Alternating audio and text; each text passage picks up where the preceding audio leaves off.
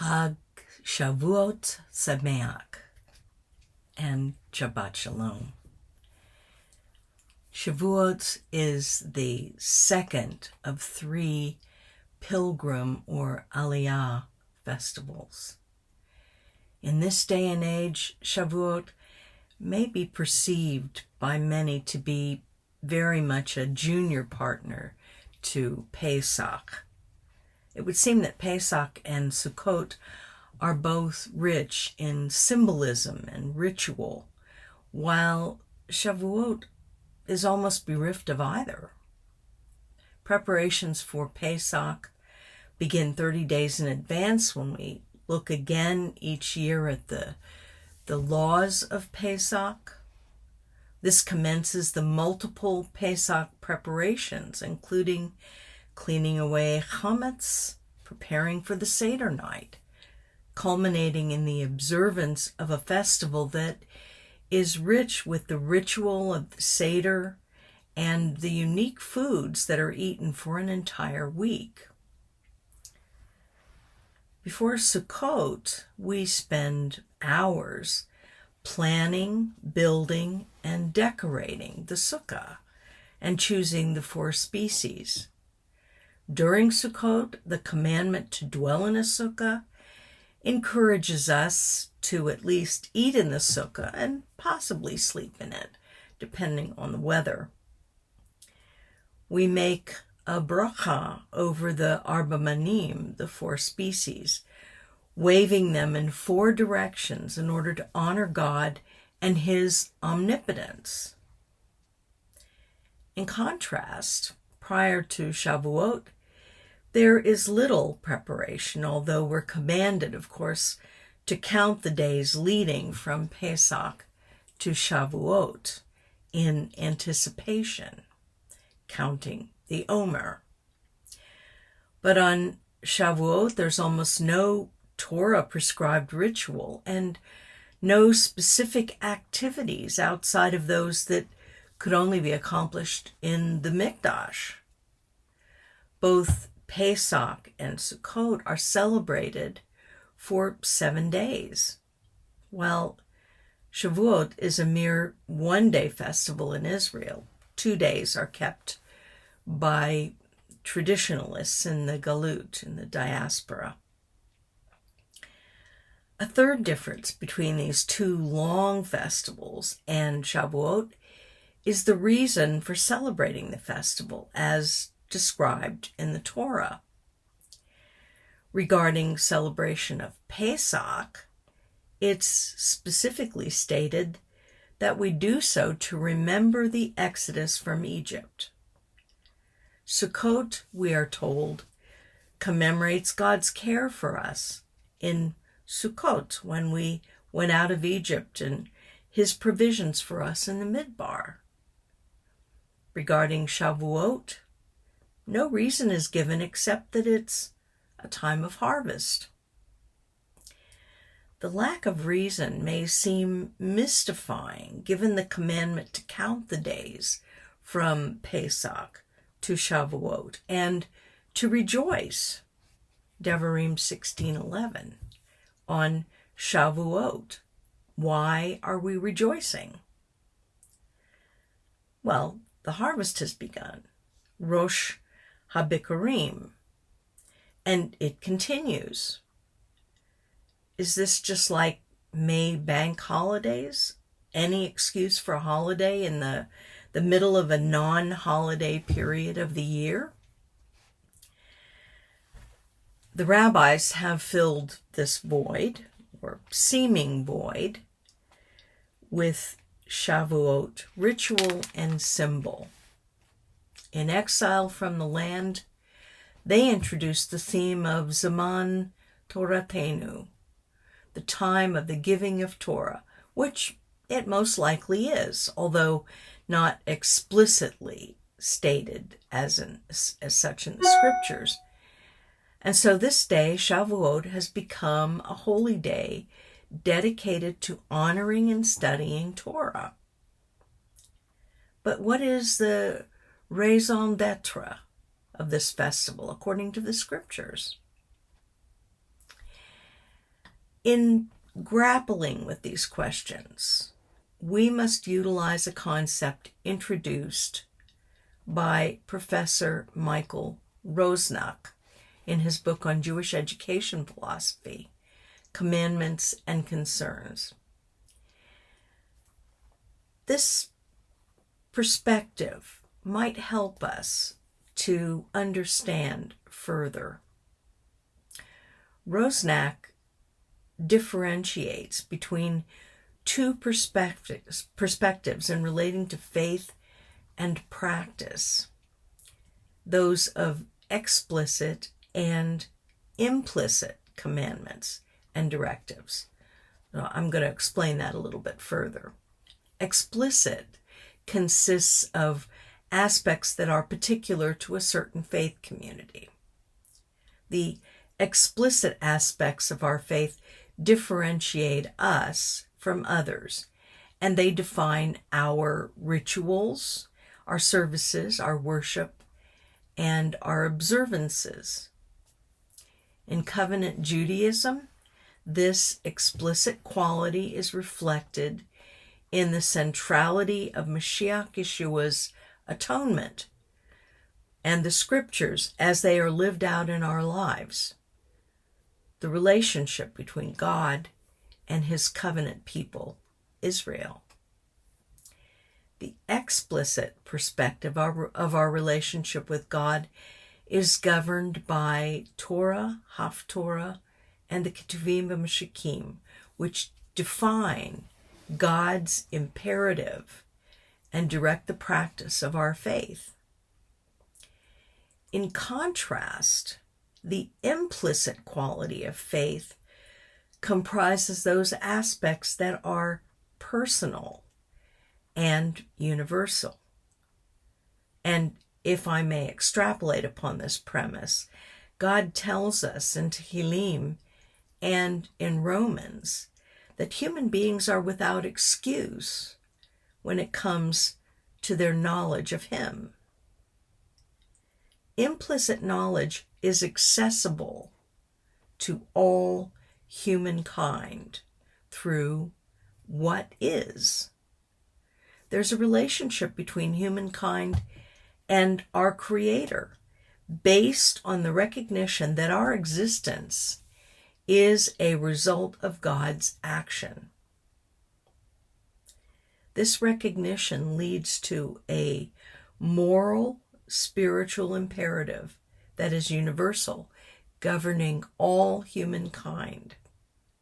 Of course, today, a vast majority of human beings do not believe in the existence of God, or if they do, certainly not the God of creation. But what we look at is that as the universe was created with natural laws, which we all accept, whether we believe in God or not, so the world was also created by God with moral and spiritual laws. An understanding of these laws, instead of drawing us to any religion, should draw us to the one eternal God and knowledge of him through his revelation of himself in the scriptures and through Mashiach Yeshua. What does Rosnach's thesis tell us about the three Aliyah festivals? Perhaps we can view Pesach and Sukkot as explicit festivals, celebrating very specifically the exodus of our people from Egypt and our sojourn in the Midbar, in the wilderness, under God's protection and care. These two festivals are rich in ritual and symbols, which reminds us of these historical national acts of divine blessing, acts that specifically are mentioned in the Torah, and which lead us to acknowledge God's greatness and his power. In contrast, Shavuot might be considered an implicit festival relating to the personal relationship between human beings and God. Consider this. Shavuot occurs at the beginning of summer, at the harvest season, when the agricultural economy is at its busiest. Farmers are fighting against time to harvest their crops and get their produce to market in order to reap the benefits of their autumn, winter, and spring toil. At this time, there must be a temptation to feel that one's economic success is due entirely to one's personal efforts, that we alone are responsible for our productivity and our success. It's easy to ignore God's chesed, his loving kindness, and his rachamim, his mercy, his provisions of the rain and the sun, which are so critical for a successful harvest. And so Jews who a mere 6 weeks, 6 weeks earlier, came home from the Mikdash, having spent a week in Jerusalem celebrating Pesach, packed their belongings once again and returned to stand before God in Jerusalem with the first fruits of their harvest. Interrupting harvest, in fact, to come. This brief one-day encounter is a day of rejoicing, a celebration of the everyday, universal acts of blessing. The sun and the rain, the strength to work the land, the good land that God gave to us. These blessings that God bestows on all of humankind, but of which we as Jews are to be particularly mindful. Since the reason for celebration is personal, no national reason is given or needed. Personal gratitude is the theme of this day.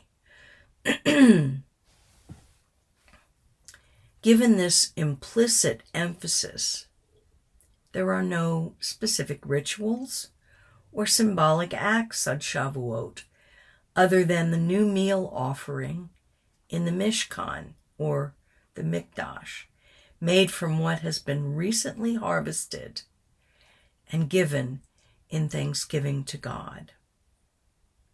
So, what is important about Shavuot? Why do we celebrate Shavuot when we, here in the UK, and most of us non-agrarian, have no harvest to reap? We focus on those aspects of life which we may so often take for granted. It's a time to thank Hashem for good health, or if our health is not the greatest, we thank him at least for sustaining us and bringing us to this season once again. We give thanks for a livelihood that enables us to have a routine existence, a roof over our heads, food on our tables, and clothing on our backs. In fact, we thank him for everything good in our lives, because all good things come from him. The theme of Shavuot is reflected in Megillah Ruth, which is read on this festival day, and I would encourage each of you to read it today. The narrative of Ruth is that of a family in crisis, a family that undergoes personal tragedy and untold struggle and distress. In their quest to make a living, this family, including Naomi, her husband, and her 2 sons, leave Yehuda, their home, because it's experiencing a famine, and they go to pagan Moab. There, the men eventually perish, most likely of some serious ailment. Naomi alone survives, along with her 2 daughters-in-law, but she determines to leave Moab behind and return to her home. She encourages her daughter-in-laws to go to their homes. She has nothing to offer them, and there's no reason for them to come with her. But Ruth chooses to do so. Upon her return to Yehuda, accompanied by her 1 daughter-in-law, Ruth, Naomi yearns for the routine, the normal aspects of life, such as a family and a livelihood. A real-life drama takes place for the central figure of the story when the widowed Ruth recognizes the one eternal God, the God of Israel, and chooses not only to emigrate to the land of Israel with her mother-in-law, but to live a Torah lifestyle, fulfilling the commandments and becoming one with the people of Israel. That is, a convert to Judaism. The narrative ends with Ruth's marriage to wealthy kinsman Boaz, bringing a happy end to years of suffering for both Naomi and Ruth, when Ruth gives birth to a son who will be the great-grandfather of our King David, and eventually in the line of Mashiach Yeshua. In reading this Megillah, we learn to appreciate the mundane and normal, the underpinnings of our life routine, which we usually take for granted. Having reminded ourselves of this important lesson on Shavuot, we remember the challenge of Shavuot throughout the year. But perhaps God also had something else in mind when he told us to celebrate Shavuot, perhaps something of a more prophetic nature than our rabbis have yet understood, although they will. Yes, there is another dimension to Shavuot, for on one Shavuot,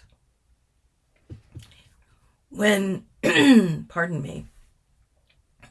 when the righteous of our people had gathered as God commanded us at the Mikdash, they'd come from all over the diaspora, as well as all over Yehuda, for the purpose of giving thanks to God, reading from the Torah. Remember, they didn't all have Torahs, so it was an event when they came together and read the Torah.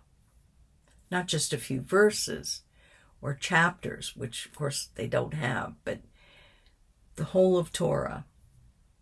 On that day, in the 1st century, God began the promised revival of our people. From among the Jews by birth and proselytes who had assembled in Jerusalem for Shavuot to hear the reading of the scriptures. They had come there because God told them to be there, and they were there. This was a moed, an appointed time.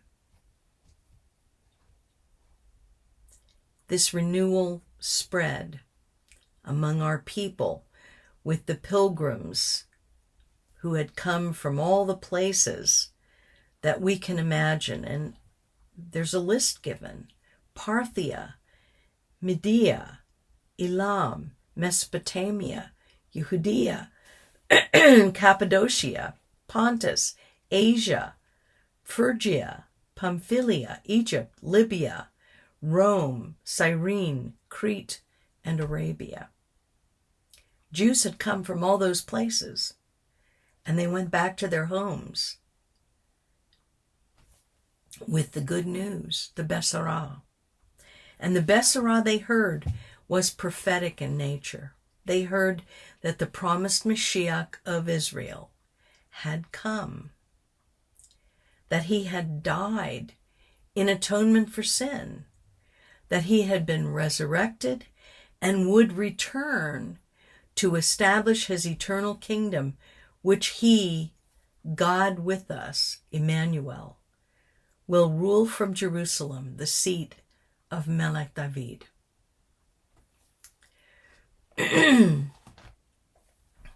This should be the Besorah that likewise galvanizes our own renewal and our actions today, because we are part of that revival movement which began nearly 2,000 years ago. Read the first few chapters of the book of Acts. The renewal is for Jews by birth and Jews by choice, like Ruth and Caleb, and for all who desire to be restored to a relationship with the one true God, the God of Israel, based upon his stated requirements. We've already seen the partial physical repatriation of our people to our land, and we've celebrated it in Yom HaAtzmaut and Yom Yerushalayim, and the partial spiritual restoration of our people to our God from both the exile and from within the land. We await the fullness of both promises God has made, when all Israel will be redeemed, restored, revived as God's one and only covenant people in the land which he gave us forever.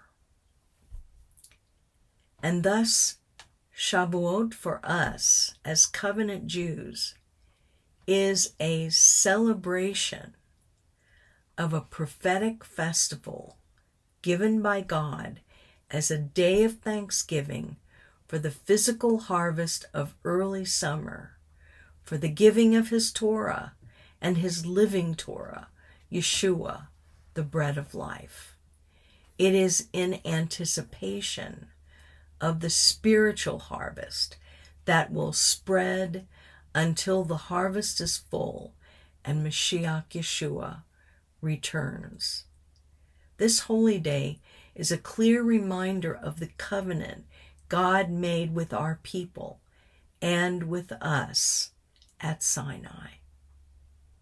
We give thanks to God on this day in accordance with his commands. For the implicit qualities of this day, which are personal and have to do with God's provision for each of us in the year that is past, for which we are enjoined to offer thanksgiving, and for the explicit qualities of this day, which come in recognition of its fruition in the revival and renewal of covenant Judaism nearly 2,000 years ago, and finally, in anticipation of Mashiach Yeshua's return as King, when the harvest will be complete. We rejoice in the knowledge that the covenant God made with our people at Sinai continues to draw those who were born Jews back to their heritage and to faith in the one true God. And it also draws those from among the nations to the same faith and heritage. We are reminded and encouraged in the knowledge that God's ketubah, his marriage contract with Israel, is eternal and very soon we will be with him for a joyous eternity. Hodu l'Adonai ki tov, ki leolam hadeh. Give thanks to the Lord, for he is good. His mercies endure forever. Amen. Shabbat shalom.